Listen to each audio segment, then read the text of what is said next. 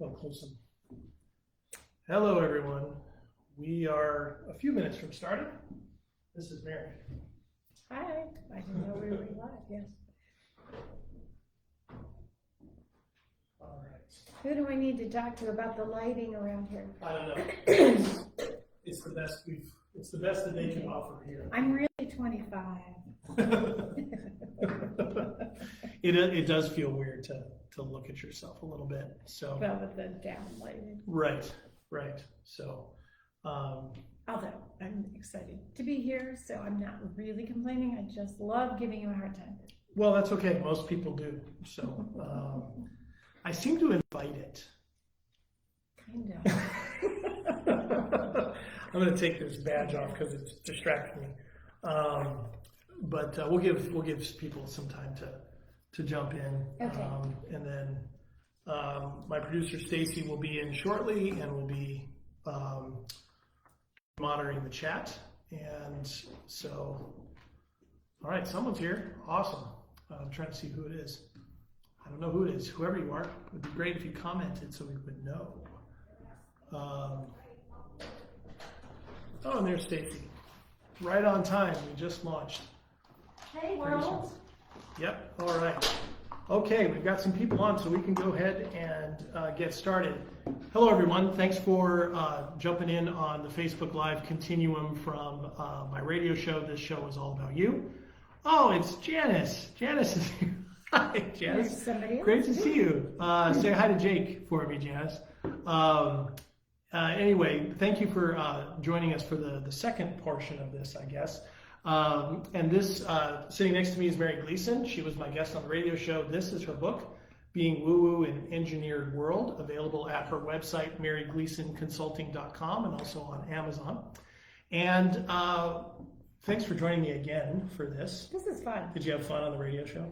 I did, but as I said to you, I feel like we started a million conversations and didn't really get anywhere on one. Well, that's how big the topic is. That's how big the topic is, and I seem to pick really big topics, but in part I pick them because I want to see where I can go with them, right, and see what comes up.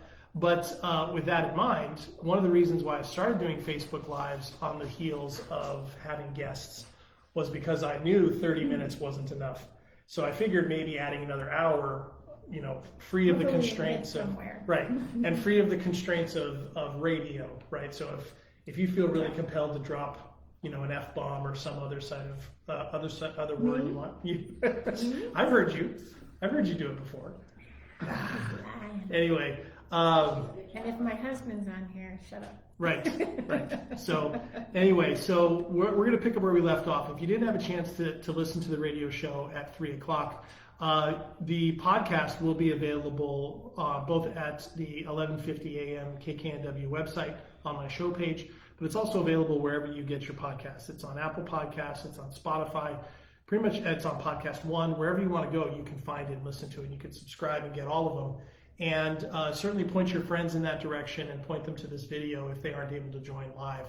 So in the spirit of that, we had talked about a lot of different things and didn't really get to go anywhere. We did. And so what I think maybe the place to start is, you had mentioned how intuition and the right brain and the left brain have to work together. And you said one is not better than the other. You have to bring them both. You have to bring them both. Let's start with that. I love to talk about what I call BYOB, which is bring your whole brain. Your whole, so the O is a whole? Yes. Okay, bring your whole brain to work, okay, to whatever decisions that you're making, because you need both.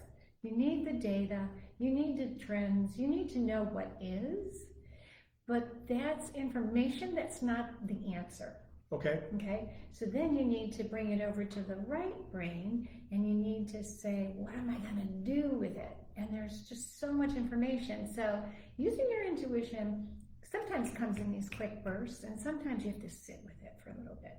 Right, and intuition can build. Like, you can have a sense of something, but the answer in the moment could be just continue to pay attention to this. Yeah, and what I tell people, so when I work with people one-on-one, there's a series of steps that we go through to get them in touch with how their intuition shows up for them, right? And I usually start with the body because it's such a great barometer. Okay. I say, let's go into the chakras.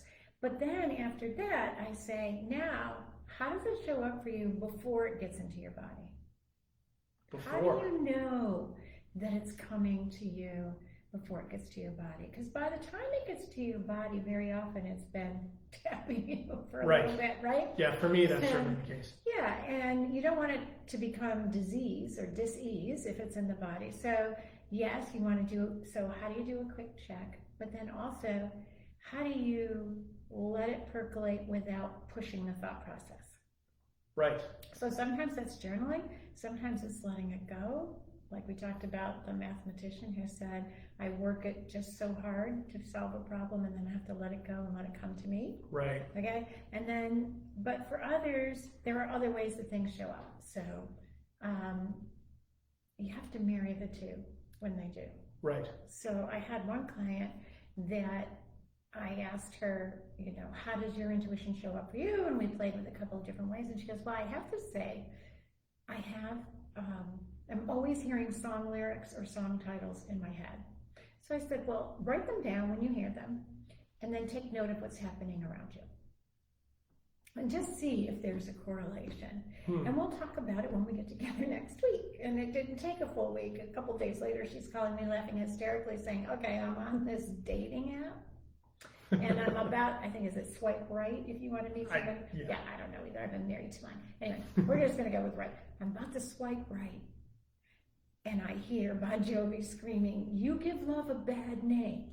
She goes, so I swipe left. Oh, so she's getting other lyrics that other people have written in her head in various situations. The songs that are in her. Wow, that's quite the messaging.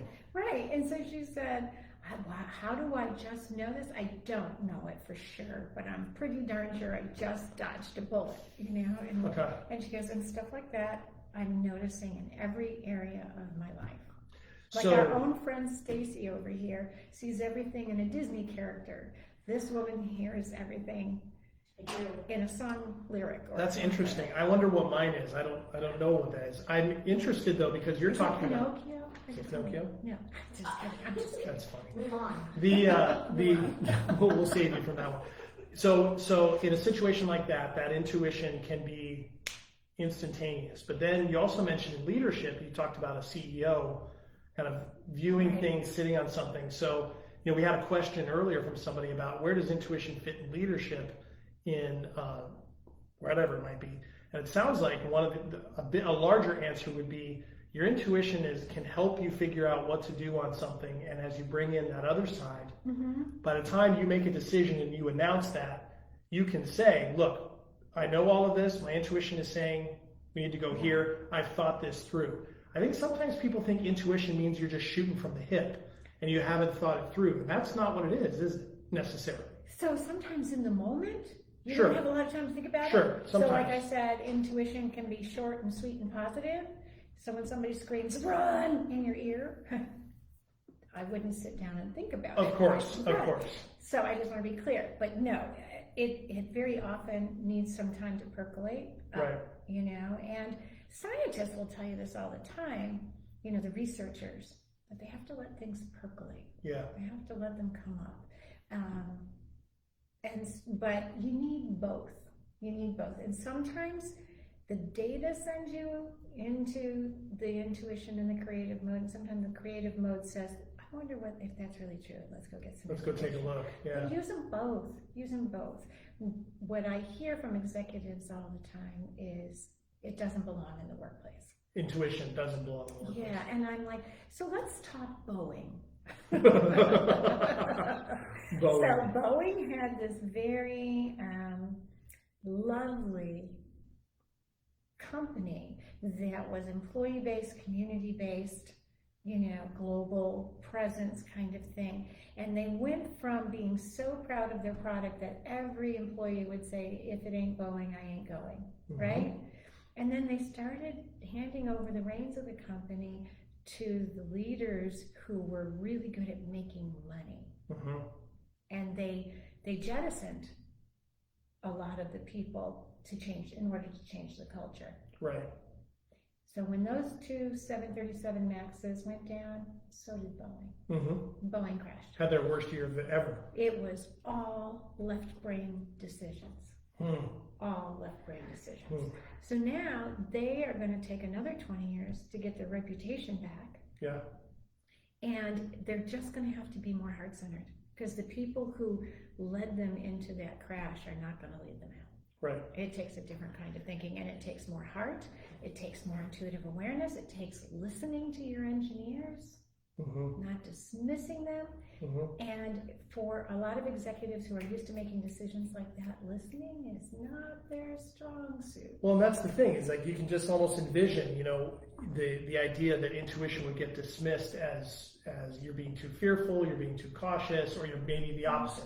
You're trying to be too reckless, you're trying to go by feel, you're trying to be too woo-woo, you know, whatever the case may be. But as we were talking before we jumped on here, if you take intuition out of scientific endeavor or whatever, who do we throw out? We throw out the Wright Brothers. We throw out the Wright Brothers because first they had to believe it was possible. They had to have the vision. Right. That they worked on getting the supportive science behind them later. Right. Yeah, there's no and they trial and error the whole time. But you also sort of have to get rid of Bill Gates and Jeff Bezos and Steve Jobs, because they will tell you that intuition is their secret sauce.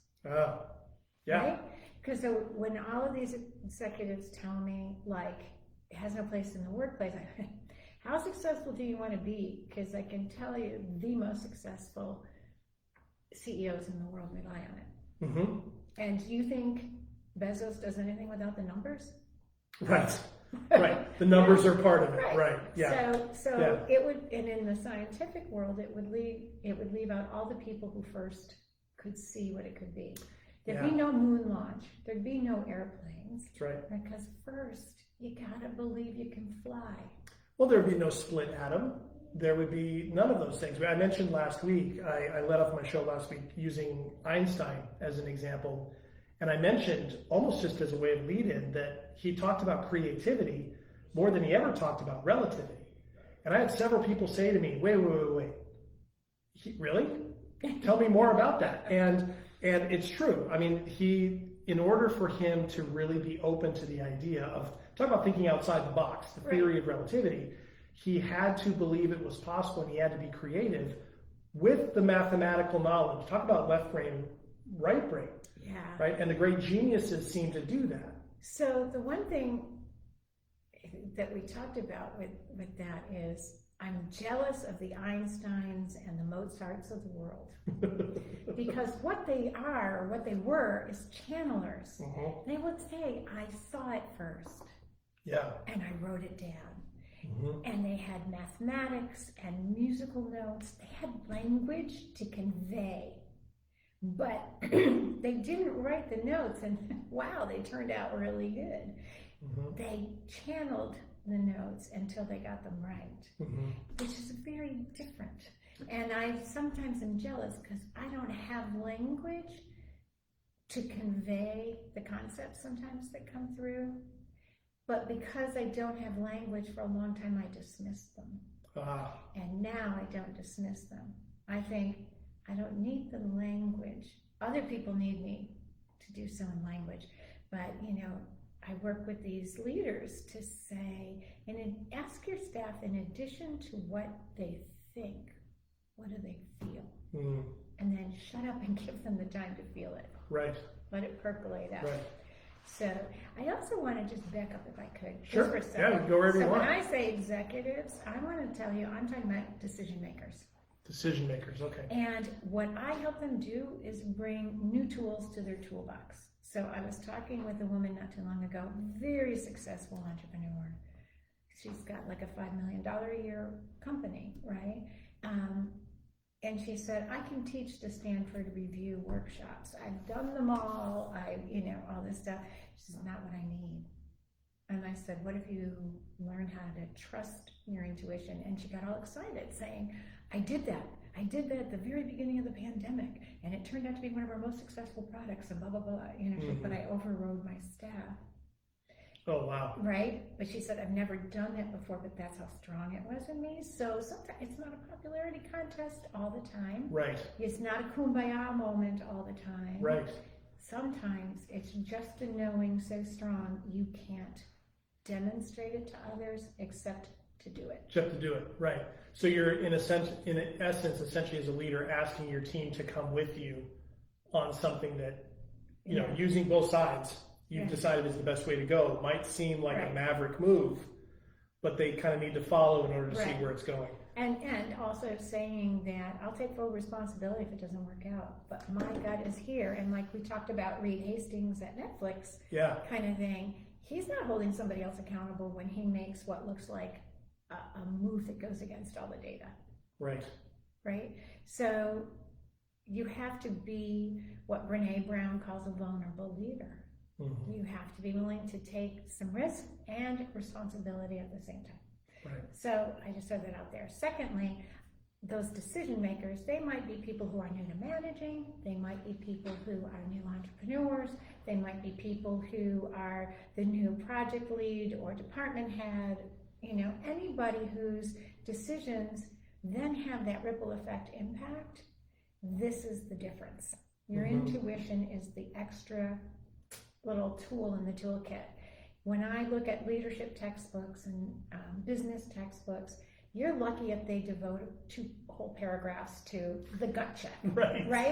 Well, what if that's not where your intuition shows up? Right. What if that's not what you're about, is the gut check? So I like to challenge that and to say, where does your intuition show up for you, right? How do you call on it? Because if you're not calling on it when it doesn't automatically show up, then you're not making whole brain decisions, right? And how do you learn to trust it? And then the next step is, how do you lead from there? How do you lead from there? How do you let that energy expand out? So I call it creating expanded awareness for forward momentum. Expanded awareness for forward momentum. Wow. Right. When we only make one-sided decisions, they will boomerang back on our desk bigger than when they left, right? So when you override your intuition and hire that person who makes your stomach hurt anyway, we've got a problem. You know, now you're spending, not only is all that person's work back on your desk, but you got to write a personal improvement plan, you got to meet with them weekly, you got to stay in touch with HR department, right? Right. Bad decisions cost you time and money. That's not what your business is about. Right. So full brain decisions, bringing in both sides of the brain, or leaving and hiring somebody because they seem really nice, right? That's a dumb move too. So I'm just saying you need to bring in both, because otherwise you are always changing your desk and you go backwards before you can go forward, and you're never out of that. So I want to create that expanded awareness of your own decisions to create forward momentum. And once you become aware of your own intuition, you start to see other people differently, right? Life becomes significantly less personal, because guess what? Their life is not about you. Right. Yeah, their life's not about you. Yeah. And rolling their eyes in the staff meeting at a new project may have nothing to do with the project. It may be that they were just about to ask you for a week off because their mom got sick. Right. You know, so you have to take some time to say, I saw your energy around this kind of wane. Tell me what's true for you. Right, and without taking that as a personal thing. And without saying you're not with the program, you know, this person's a problem. Without making up a million stories. Because guess what kind of employee you're going to get back if you took time? And maybe it's not something you want to share with the whole group, but I'm just saying, what if you leaned into their energy instead of demanding that they just follow wherever you're leading? Right. Now, it seems to me, and I'm giving away a little bit of what's in here, but this isn't just about, what you're talking about isn't just about in the business world, is it? I mean, it seems applicable if you're a leader in a family, right?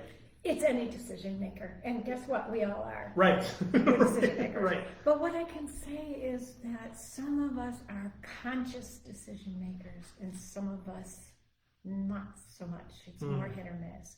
So I love when I'm presenting to groups, and I and somebody will say, oh, I already know I'm intuitive because you know this one time and I was right. And I'll say, well, that's really good, but wouldn't you like that to be more than one time? Wouldn't you like a little broader perspective on it? Right. Like, what if you could do that more often? Yeah, there's I don't know, the word comes to mind of intentionality. That, I wrote in my blog post yesterday on wordsbyjdk.com that about intuition. Mm-hmm. And I said, if we don't listen to our intuition and then act on it, so not just hear it, but then act on it, we're gaslighting ourselves. We're lying to ourselves. So with everything you've talked about, the word I keep hearing is intention. You have to intend to listen to that and look at that person across the room in the boardroom and say, they deflated a little bit. Or maybe notice a shift in your kid's behavior or something, or a shift in their tone when a certain topic came up. Mm-hmm. As well as then having that ability to not take personally whatever might come back. That takes intentional, and it seems to me that takes practice. Best thing that ever happened in our marriage was figuring out my husband is responding because that's how he responds. Right. Not because of something you're doing or not doing. Yeah, he might think I'm crazy, but he's saying, you don't have enough data here. We need more data before we can make this decision. And I'm like, why doesn't he trust me? Right? And it's like, because he trusts data. He trusts data. Okay. So. And he might be wanting to trust you. He just needs the data. And I can decide to hear it as an attack on me, or I can hear that I need to leave more time for him to explore this before we can get anywhere. Got it. So I'm a spontaneous person, he is not. And like I say in the book, if you're married to somebody who's logic dominated by a lot, because sometimes people say, well, I'm kind of in the middle. One thing I learned is you don't throw them a surprise party. Right. It won't work well. Did you learn that? Yeah, I did. Oh, wow. I did. I want to hear that, Mark, at some point. But I'm just saying, I was projecting what I wanted. I wasn't listening to what he wanted. Oh man, it's the root of so many problems. Because what would be more fun than if you had like a room full of your friends that yell surprise? Right. And why aren't you having fun? Right. But to a planner, no. Right. No. Right. I just have to do this segue. And honey, if you're listening, love you anyway. He brought an itinerary on our honeymoon. An itinerary? Mm-hmm. I brought an extra swimsuit and some rum. I wasn't planning on going anywhere. I'm sorry, that's adorable. And we're in Bermuda, it's a freaking mile. No, he had stuff lined up every day, right? Wow. So, okay. So we laugh about that now, but it's one of the earliest inklings I had to the difference between us. And one of them was we weren't communicating assumptions. Oh, yeah. Right? Yeah. Holy moly. So for you then, the experience of connecting and then acting on that intuition, like you said in the radio show, when you finally just said, I'm putting all these old shoulds, the way I'm supposed to do things aside, mm-hmm. you then started to see other people more clearly for who they are. Yeah. So, and sort of where you stop and they mm-hmm. start. Mm-hmm. Boy, that's a big sign of mental health. Yes. It is, right? Yeah, I'm coming back out of because how many times do we talk about it in every field of mental health or psychology or anything like that, about getting over on people's side of the street or projecting onto them or not seeing them. I mean, it's the source of so many of our problems interpersonally. And, and Mark is looking at me like, what did I do? Right. What did I do? Because to him, that's like showing how much that matters to him. And, he had his own times of projecting and all that stuff. That's fine. But that was my awareness. And the other thing is I became really aware of people who are time suck. Right? Bye. I'm not even going to try to work that out with you. I'm going to just say, not so much. So as one person said, you have your A list, your B list, and then the nowhere list, right? And I just laughed saying, my closest family members are sometimes on the no-way list. Yeah. There's just, you know, you're coming here and you're asking too many things of me that I either don't wish to give or can't give. Mm-hmm. You're not on my A list today. My A list are the people who give and take in equal measure. Right. My B list are the extras I will invite to my next party because they're a lot of fun. Right. But I don't rely on them, right? Right. And so I have some A-listers, I have some B-listers, a few more B-listers. And that's and then permeable. everybody else went on the no way list. But that's permeable, right? People can Yes, work their way it's up fluid. and out. Yeah, it's fluid. Yeah. It's fluid. And sometimes people just have to go be in their world and they're not going to be able to give back to you. And that's okay. Yeah. Right? But when things loosen up and they say, hey, how can I help? How have you been? Welcome back in. Well, it's so interesting because then that's where intuition runs into things like boundaries, right? Recognizing our own personal boundaries of where we're willing to go, what we're willing not to do, and then what we're willing to take or not take. Can I go off on a tangent? Go with wherever you want. boundaries? This is our hour. So one of the biggest aha moments was understanding what's empathy. Okay. And empathy is walking into the supermarket, unchecked empathy for a quart of milk and coming out depressed with a backache and a terrible headache and going home and taking something for the pain and it was never yours. Mm-hmm. So when I learned about boundaries for what I give out, I had to learn about boundaries for what I'll let in. Right. So I learned all about my energetic bubbles, and if you are in the intuitive or spiritual world, energetic bubbles are controversial. What I can tell you is everything in that world is controversial. So this is what works for me. I'm not talking to JD now, I'm talking to you. Talking to you, yeah. All right, I'm gonna sit back. I'll sit over here. So what I want to say is that my bubble extends 3 feet beyond my wingspan, 3 feet over my fingers when they're over my head, 3 feet under my feet. It's energy, so don't worry about floors, right? And it extends all the way around me. And I post that bubble every day, and I fill it with divine white light because I kind of like that God protective thing. I usually throw in a little gold, and then I throw in a color today. Maybe it's a purple day, maybe it's a green day, I don't know. But the deal that I've worked out with Spirit is messages can come in to my bubble under 2 conditions. They're for me, they're for my greatest good and highest purpose. It's Spirit saying things like run or try going left or, left kind of thing. Sometimes in the supermarket, what I get is go to the next aisle. I don't override that anymore. I go to the next aisle. I don't know who's on there. Maybe it's some guy with a gun. I don't know. Or maybe there's water on the floor and I'm going to slip and break a disc. Right. So I don't question it anymore. I just go to the next one. And if there's something I really need on that aisle, I'll figure it out. But Gotcha. The other way things can come through is if they need me to deliver the message to somebody. Mm-hmm. So, for example, being at BNI once, Business Networking International meeting, we met in a senior independent living facility. And I walked in one morning and got my breakfast and I put it down at my place in the back of the room. So this part is, the front part is all atrium, the back has a ceiling over it, and I couldn't breathe. You couldn't breathe. I couldn't breathe. I walked back to the front to get a cup of tea, and I was fine. And I came back to the table, and I couldn't breathe. And I was hit with all I can say is this great feeling of reluctant surrender. Like it's just going to happen, futility.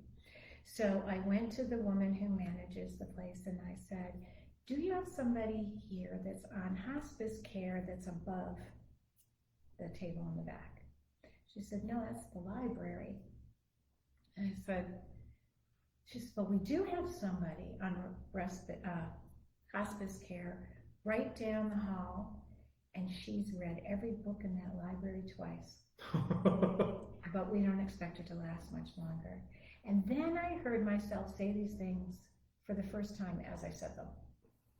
Please tell her that when she passes, she can go to the library of her dreams, and she can stay there as long as she wants and read any book that she wants. So they told the family. The family gave her that message. The next week when I came, Penny said to me, the woman from the facility said to me, she let go almost instantly. Wow. Okay. Use me in that way anytime. Sure. Anytime. But empaths tend to take on all this stuff and they don't even know it's theirs and they got to save the world, right? Mm-hmm. So I work with people too to put up their energetic bubbles because I can still know if you're wonky without taking on your pain. I can still know a lot of things, right? Right. I'm not keeping the whole world out. I'm just saying I don't need to feel it in my body. And you can make choices. And I can make choices. So, right. It's kind of a bigger topic, but No, I think that's really powerful because what comes to mind for me are the people who take the world on their shoulders, right? Or take other people's problems. And I used to do this a lot. I used to always wanted to have, and I can still do this. Like if somebody comes to me with a problem or something has just happened or there's an emotionally intense situation happening, there's this side of me that wants to find the right word, the right thing to do. You want to solve it. I want to solve it, or I want to come up with something that is so helpful that it helps them in the moment. But there's also that side of it is I want that energy, that anxiety that I'm feeling, I want it to go away. Yes. So part of the times it's ego saying, I can rescue.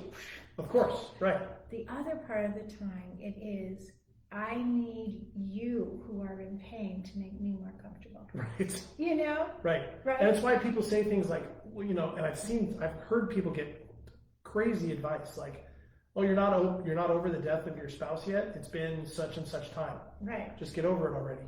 Right. Like, well, that's more about them not wanting to worry about you anymore than it really is about how you're feeling. So it shows up in a million ways. Yeah. You know, grief and loss, we're terrible in this country, right? when we lose somebody really important to us, we don't go out. Right. We stay in. Mm-hmm. Right? In other cultures, and I've been told in some of the Asian cultures and stuff like that, of course you're going to go out and you're going to cry and everybody knows you lost somebody and they make room for you. Mm-hmm. But you still go out because you don't feel like a pariah. Right. Right? When I went, the first time I walked into a church that I went to for a good 25 years, I had just lost my father. And I always say, when people walk into a church for the first time, they're in crisis. They've either lost their faith community, or they're new to the area, or they've experienced some kind of loss. So, you know, don't greet them with the pledge form. Don't greet them with, how would you like to volunteer for us? Right. So, just an aside, people. But I could not stop crying. And it was the most ridiculous thing. And I felt like the fishes in the loaves. Kleenex just kept appearing out of nowhere, passing down the aisle, passing down the aisle. And later I went into the coffee hour and I apologized to a couple of people. And they said, you're just feeling it. And I knew I was home. In my Catholic church, it would have been you're upsetting others. Right. Right. Yeah, you're disturbing the flow of my things. aunt told me that when my father died. She's going, you know, your mother's probably got a little worse. You might want to calm it down. And my mother said to me when I told her that like 2 years later, she said, yeah, she told me I had to calm it down because the kids lost a father.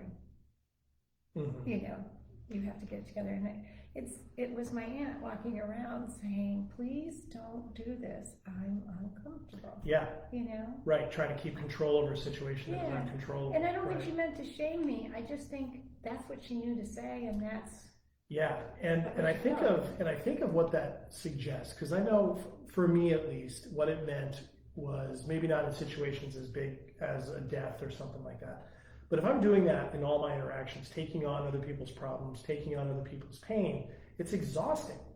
That's what you end up with. Ulcers.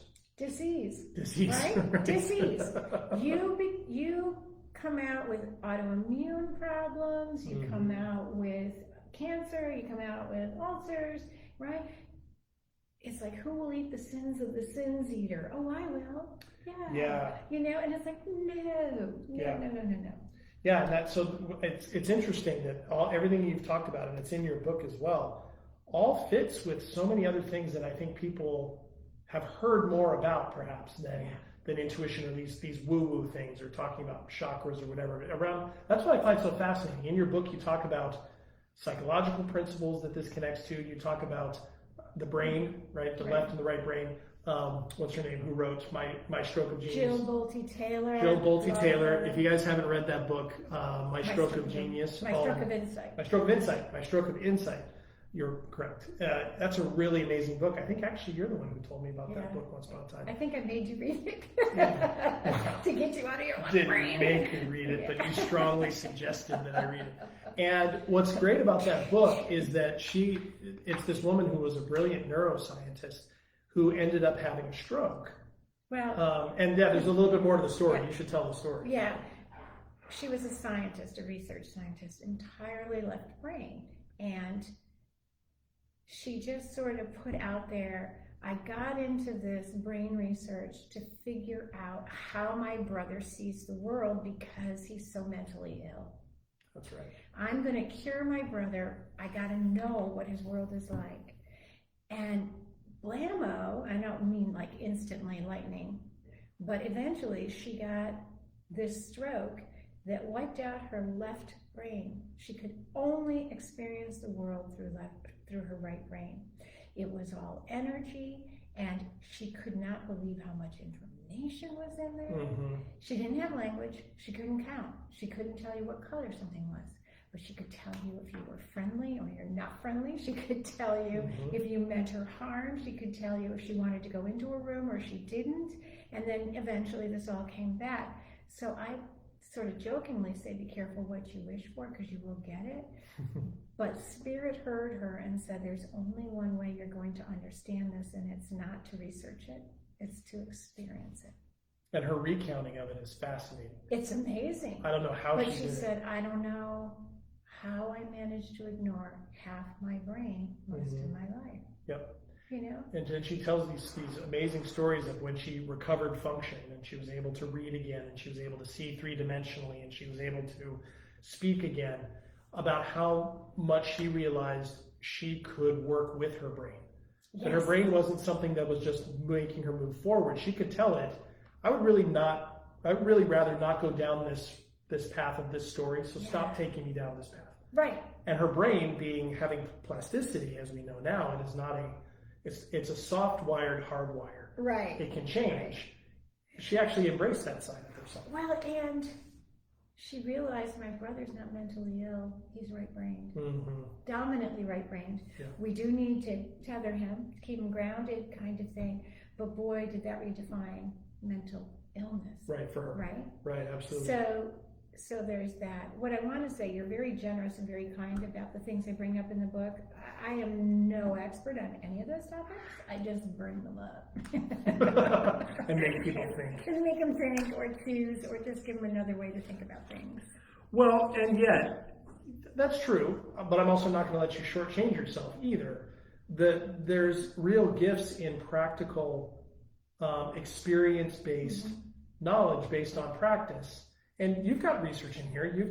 You've looked into these things. You've got those things, but your approach has been, and you made it really clear in the radio show, that this is what has worked for you. This is just my experience, stepping into my intuition and owning it.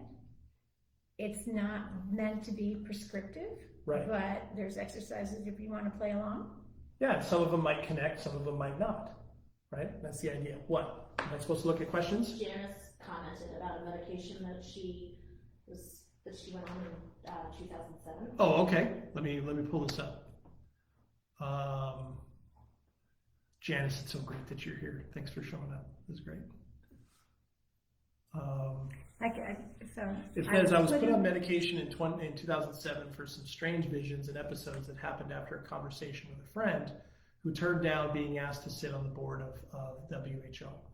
Took myself off that medication. It was out of my system by January 2020. Everything that has happened since was part of my visions in 2007. That's very interesting. You know, and Janice, I just love that. So I made the point early on in my book that if I had stuck with Western medicine, I'd have been dead a long time ago, because they didn't want to deal with what caused the ulcers. They just dealt with the symptoms of the pain. Very different. Not what I wanted.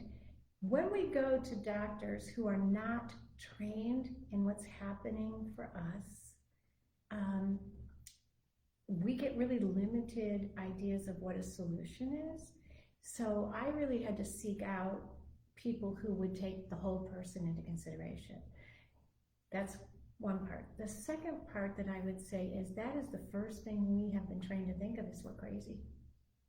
That it's mental illness, that there's something chemically unbalanced about us. It is the very first place we go to, rather than honoring it and saying, what can be learned from this, right? So stepping into that power is really, really hard, and we want somebody to validate it for us, and the only person who can do that is you. You have to trust yourself. Having visions is not the same as then being arrested, walking down the street with a knife because you see villains everywhere or whatever, and you're becoming public enemy number one. And even those people, I will tell you, those visions are real to them. But I'm just saying, if you're not being a danger, and all of those other things, then I think it's what we do. We discount who we are, what's happening for us, because it's not in the Western world's understanding of intuition. If you were in more tribal places, they would honor the vision, you'd be a shaman. If you were in Eastern countries, Eastern cultures kind of thing, they would tell you to honor that vision. They would have you document it. They would have you share it if possible, so they would know how to support your journey. It's in Western medicine that's not even brought up in the textbooks, except for what drugs you could possibly get. And I'm going to take 2 seconds to be really cynical. If you read Dr. Bruce Lipton's book about the placebo, it's amazing. And he points out that medical schools are funded almost exclusively by big pharma. They write the textbooks, they write the curriculum, so they only know what to prescribe you. They don't know how to listen to you or offer alternative options. So I hope that's helpful. Let's see. Stacy asks, is that a premonition or manifesting? Which part? Janice, having the visions, is that like having what you're talking about, being a shaman and like it's a premonition in this case, because she's saying, and then everything that came through happened in that vision. So the placebo effect. Thank you, Janice. Yeah. So, Yeah. So I'm just saying there are times when we need Western medicine, and there are times when it's just too big for Western medicine. And it seems like even, I was thinking about placebos with this, because placebos are predicated on working because the mind and the body have been convinced that this works. That is not necessarily because you're putting some new chemical in. Yeah. It's connecting to an emotional, spiritual, mental reaction. And this is what Bruce Lipton talks about, that it's what you believe, right? Your thoughts create your reality. Yeah, no doubt. Over and over again, it comes back to that. Right. And so this is where my engineer husband and I disagree. He thinks if a placebo works, you've been duped. Oh. I think if a placebo works, yay. I don't care what works, as long as it's working. Yeah, took the pain away. And so I don't feel duped, but I love the part where it underscores the power of our thoughts, right? So in the book, I talk about my great joy at bending a spoon, because for so long I could not bend a spoon. So amazing. And And then I ran into a colleague, and he was having a basic introductory to intuition course, just basic. And he was going to bend spoons. And I'm like, okay, I'm paying the money. I'm coming to your course because clearly I'm missing something basic. And I was sort of like harumphed about the whole thing. And at the end of the class, we got a few instructions, and we each got a spoon. And I focused and I focused and I focused and I focused, and eventually the spoon went zoop. Now, not horsing it, but not like melting, but just gently bent. Wow. And that's when I got it. It has nothing to do with the spoon. It has to do with where you put your thoughts and energy. And I put all of my thoughts and all of my energy into the neck of the spoon. That's all I could think about, was sending energy to that spot. And now, when I feel stuck, I bend a spoon, because I realize I want to remind myself I can change my reality by changing my thoughts. So is your whole house full of like bent spoons? I've sort of been asked to keep them in my office, but yes, there's a collection. I just envision you opening a drawer in your house and there's all these bent spoons lined up, like Yeah, you take them out. soup is a little trickier now. No. Kind of working around. Sorry. No, I'll tell you my other little secret, that I go to like Value Village and I get a bag of spoons for $1. Oh, okay. You know, and there's like 8 or 10 spoons in a bag. Okay, that makes it easier. That's my supply. So you have practice. Yeah, practice spoons. Okay. Yeah. Sometimes the spoons even match. Well, and that's the interesting thing is it seems like so much sometimes our people's general willingness to either embrace an idea or consider it depends on the packaging and the language and that type of thing. Because what you just said, our thoughts, determine our reality in a lot of ways. If we were coming at it from different directions, somebody else saying that, or somebody else talking about it in a different context, I think that a lot more people will be willing to go, okay, yeah, my thoughts determine my context. What's interesting for you, and I'm sure you've gotten this kind of skepticism and that type of thing about when you're talking about energy and applying that. It's interesting to me that people will get caught up in that when really it's a very common message, not just in other cultures, but all around us, even in our own. And yet it seems to be the packaging is what people get really upset about, or the specific language. Well, it's really interesting to me, like money is a huge thing, right? In our society with my clients, money, problems, blah, blah, blah, blah, and I keep, expenses, whatever. It's money. Mm-hmm. All of these emotions are what you're putting into the money. Right? Or why you're spending it. Right. It's good, it's evil, it's well spent, it's poorly spent, whatever. Those are your thoughts about it. Mm-hmm. If you want to take and say, it's going to cost me a fortune to do that, it's going to cost you a fortune to do that. If you take the same thing, right, and you say, I'm going to invest in my success, then you're making an investment. It's what you do with it. It's what you do with it. And so, I can frame it. so I work with these executives who are like, oh, the board's going to kill me. I can't go in with that. My staff's not going to, and I'm like, whoa, they're not even here. What a crowded room. And it's empty. Let's they're not even here. And I'm not saying that we don't think about what others might think, but if we know there's some merit to what we're thinking, the conversation isn't who's going to blow a hole in it as much as it is, how can I present this for the greatest success? Right. And knowing that I might get pushback from over here, what's the root of, what's really at the root of the pushback that I normally get from this person? Right. And how can I address that? Right. Right. I was planning a workshop years ago to do with another woman, and it was going to be about abundance. And about 2 weeks before the workshop, she said to me, but you handle the money, I don't want to touch the money. And I said, then we're not doing the workshop. Oh. Money isn't evil, it's not good. It's whatever you put behind it. And if we're talking about abundance, are we telling people they can come to this workshop as long as they don't want to be wealthy? Right? As long as they don't want financial resources? I'm like, I can sleep on a bed of money and be really happy. I mean, this is not the issue. It's the energy you're putting behind it that says it's wrong to want money. Yeah, it's the story. It's your story. It's the story. So you can get to have your story, but you don't get to leave my workshop. Right. Well, what was her response to that? She was funny. She said, you know, my therapist said something similar to that a couple of years ago, and I go, what's her number? And we had to really work it through Sure. to get back to, that's ridiculous. Right. You can't talk about abundance and limit what makes somebody abundant, Right. right? Right. I Yeah, mean, because one of my daily affirmations is money flows to me easily and often.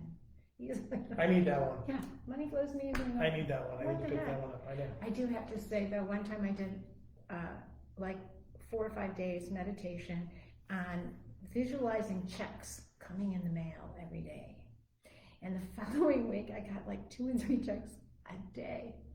And I was laughing because they were all these little tiny $1.12, 79-cent rebates and class action suits for a CD that didn't work, or you know, Right. something stuff.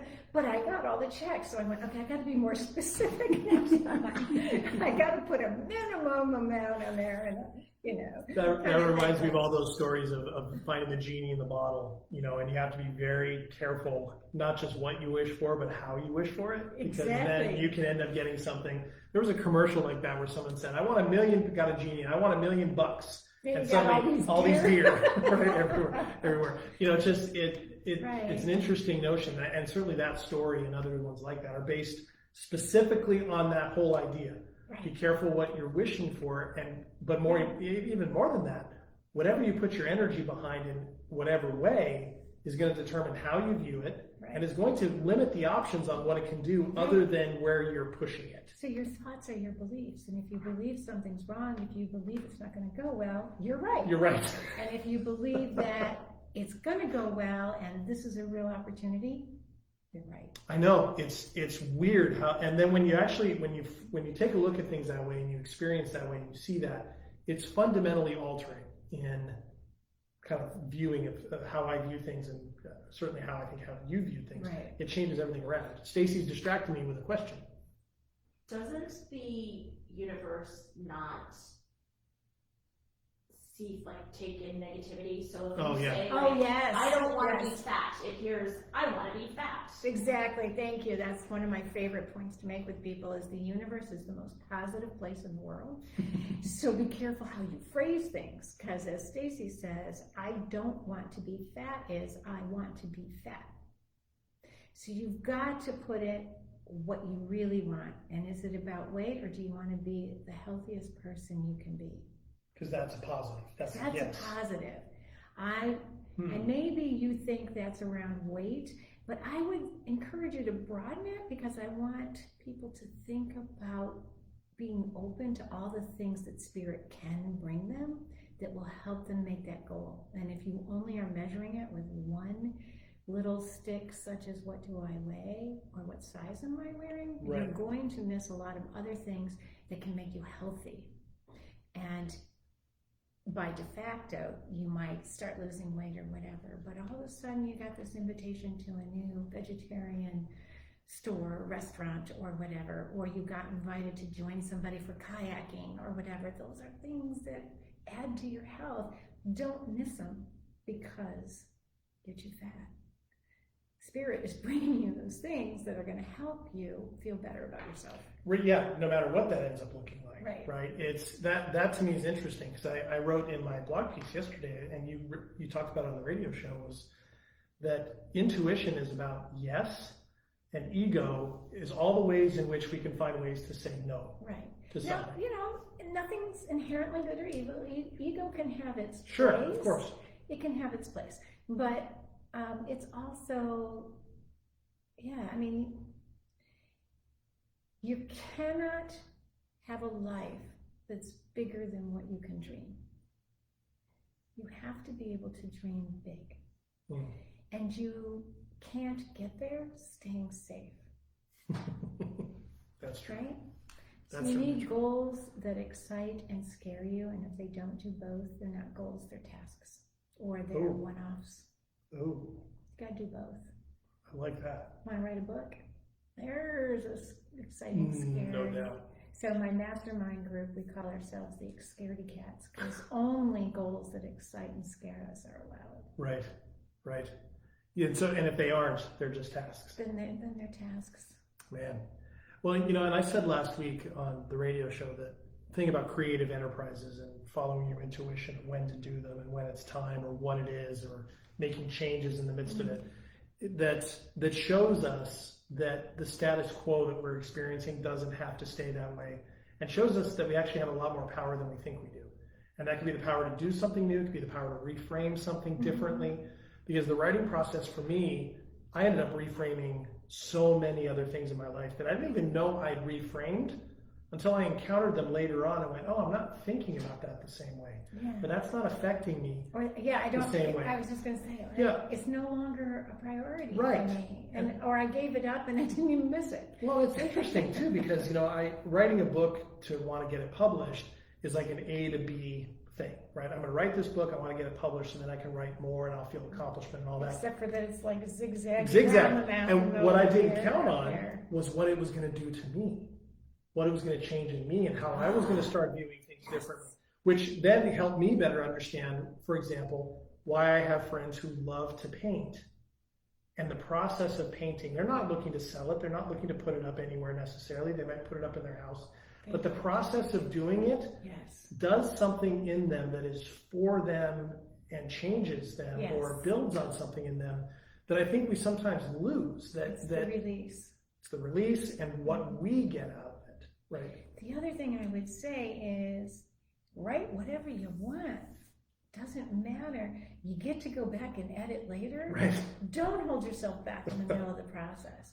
But one of the things that became really clear to me is this conversation Mark and I have been having for a long time about downsizing. Okay. So for me, home is, as long as Mark's with me, we're good. Mark is a hobbyist. He loves gardening. The man has a personal relationship with every blade of grass. He hand planted every bush, every tree, every flower in our yard. Wow. He has a garage filled with his brewing equipment because he's a home brewer. He has a tool shed filled with all of these things he loves to do. He's a hobbyist. He's got all this stuff, and he uses them all the time. And the thought of downsizing not only means he'll have to downsize his interests or fears that he might, but he has to say goodbye to the grass and the flowers and the trees. This is a much more emotional decision for him than it is for me. To me, it's a house that has a lot of great memories, a lot of good times in it, a lot of things that I will always cherish, and I'm done. He's not done. Right. He's not done. Right. So my thought was, we'll sell everything. We'll go in an RV for a couple of years, and then we'll decide where we want to live. And he was like, I hope you'll send me postcards. Because he can't take his grass, the home brewing, all those Well, other the thought things. of being away from home base for him for that long is just, it's just not who he is. So, okay, he's not saying don't go anywhere, and I'm not saying that I'm going to leave you.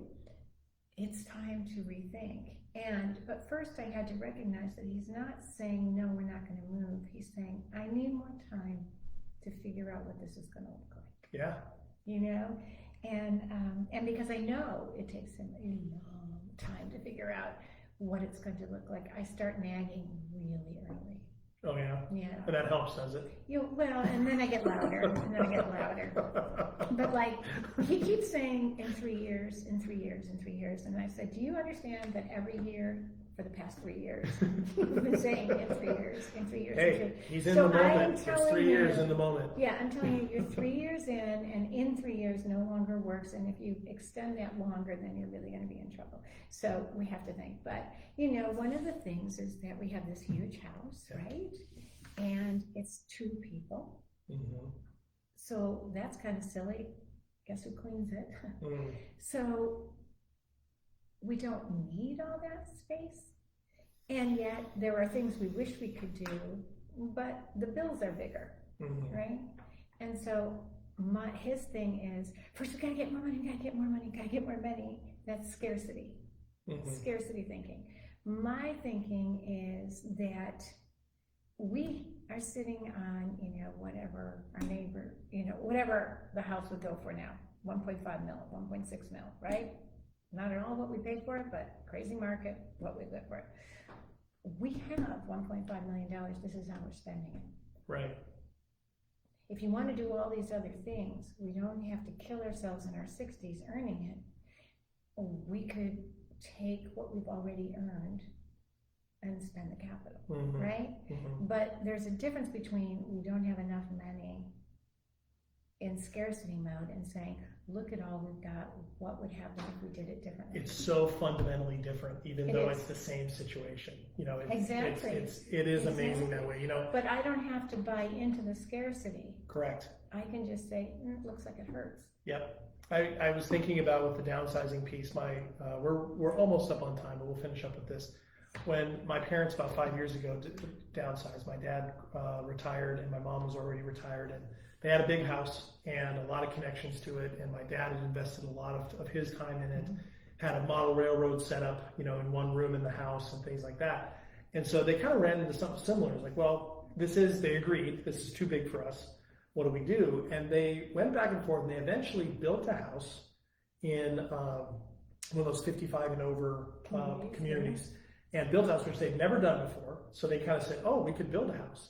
And they're a pastor and a school teacher / librarian. They never thought they would be able to build a house, but they found a way to be able to afford it, built it, and all the things that they loved about the old house are all still there and look a little different. Right. They all They didn't have to give it up. They didn't have to give it up. It just ended up looking different. My dad's train set went from a room in the house into the garage, a portion of the garage. And my mom was willing to give up that portion of that. Right. So you have that. They had a yard that wasn't nearly as big, but they have people who can take care of it, and it can look good, and they put a little outside deck area to sit in, which they never had before. They got a fire pit that they never had before. They got really into, I'm not sure they're aware of this, that they did this, but they really got into the things that they hadn't had before that they could add to what they already had on a smaller scale. Yeah. And it worked out really well for them, I and think they're loving it. If we just downsize to the number of rooms we actually use. Right. Good. Right. I'm just noticing here that Janice is saying community garden. Community garden See, kind of she thing. missed it. Those things we talk about those. That would be a huge compromise for Mark because the community really wouldn't do it. Right? but those are definitely the things we explore, right? And the other thing is we probably don't want to stay in the Pacific Northwest. Oh. We want to have a presence, but our money will just go a lot farther elsewhere. That's true. So that's another huge decision. But anyway, It is. it's fine. Well, Hi, honey, I'm coming home. I haven't obligated you to anything else. Well, and see, all these, and so for everybody, all these conversations, we covered a lot of different ground. We went in deeper on these ones this time. So, yes. What's great about this book, here it is again, being woo-woo in an engineered world, is all these subjects are touched upon and many more in various chapters throughout the book. And again, it's based on Mary's life experience and her expertise as being an intuition coach for so long. And so it touches on all of these things. And so some of the areas could resonate more than others. But it's a really worthwhile look into how all the things she's talking about can be really applicable in life, no matter kind of where you're coming from on it, no matter what you're kind of into or what you believe or what you don't. And that to me is what I really love about this. Even if you're the engineer and you don't know what the hell is wrong with your partner who's doing all this woo stuff, there's some information for you. Right, can help you understand. But as I also said, this isn't just my story, which is why I knew I had to write it. Right. So. For others. So if you want to check that out, you can get this at Mary's website, which is marygleasonconsulting.com. You can also get it on Amazon. And thanks for jumping in, and certainly tell anybody who you think would be interested in this that they can find this video here at my website. You can also take a look on Podcast One, Spotify, Apple Podcasts, and other platforms for my show. This show is all about you, in case you missed the the introductory half hour of our conversation. And Mary also, it's worth noting, also does webinars and coaching for businesses, things like that. Yep. I'm always looking for opportunities to speak to groups. And I have some really great workshops. I have one coming up in early May that's all about understanding your chakras. I have vision building, all kinds of things going on. So anyway, I would love to hear from you. I want to just invite you, if you go to my website, marygleasonconsulting.com, you can download my free meditation. It's called Chakra Balancing for Greater Intuition. And really, I just walk you through a gentle exercise along the spine that helps you start your day to say, what's mine, before you even go out the door and encounter other people, so that you know when your intuition's trying to get your attention. Mm-hmm. And I've done that meditation. It really works. And it's an introduction to many other wonderful things. So I would highly encourage you to take advantage of that. So, Mary, thanks for coming. This was great. It was fun. I loved it. It was great. Thanks for sharing all your experience. Thank you for giving more time. I mean, 30 minutes when the topic of intuition and creativity. I know. No problem. I know. One of these days I might learn to pick like smaller topics that you don't have to try and digest in 30 minutes. Right. But I kind of like this approach, doing 30 minutes and then having a little bit more of an expanded conversation. So thanks to all of you for showing up. Please point everyone in this direction, to her website, to mine, and we'll see you again soon. Thanks, everybody. Hold on. There we go. I was just going to say